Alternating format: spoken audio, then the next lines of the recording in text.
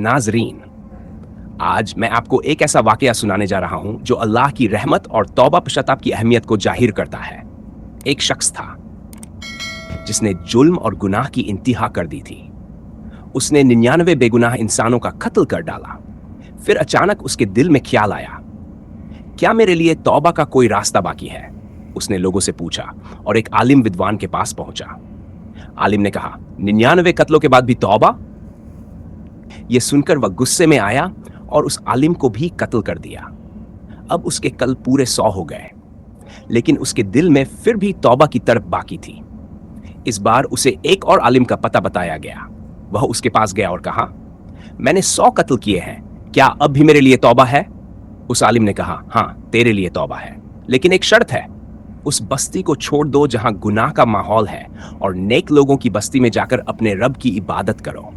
यह सुनकर वह शख्स फौरन नेक बस्ती की तरफ निकल पड़ा, लेकिन रास्ते में ही मौत ने उसे आ लिया।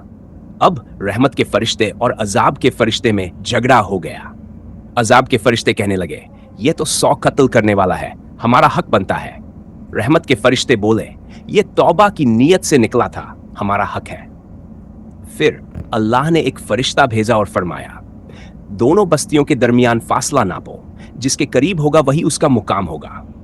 जब नापा गया तो वह नेक लोगों की बस्ती के करीब था। बल्कि रिवायत में आता है कि अल्लाह ने जमीन को खींचकर उसे नेक बस्ती के और भी करीब कर दिया और यूं वह शख्स नेक लोगों में शामिल कर दिया गया। नाजरीन, यह है अल्लाह की बेहिसाब रहमत। चाहे गुनाह कितना ही बड़ा क्यों न हो, अगर दिल से तौबा कर ली जाए तो अल्लाह ताला माफ फरमा देता है। नाजरीन, आइए सुनते हैं अल्लाह की रहमत के बारे में एक प्यारा सा कलाम। रहमत का समुंदर है, करम की फिजाएं हैं, अल्लाह की रहमत ही सबकी पनाहें हैं। खताकार जो आए, झुकाए सर अपना, वो दरबारे रहमत है, बख्शिश की राहें हैं। गुनाहों की तारीकी उजाले में डल जाए, रहमत की किरण से ही दिल की सदाएं हैं। मायूस न हो बंदे, ये पैगाम सुनो तुम, अल्लाह की रहमत ही जीने की दुआएं हैं। अल्लाह की रहमत से कभी मायूस मत हो। हमारे चैनल से जुड़े रहें और इसे सब्सक्राइब करना ना भूलें।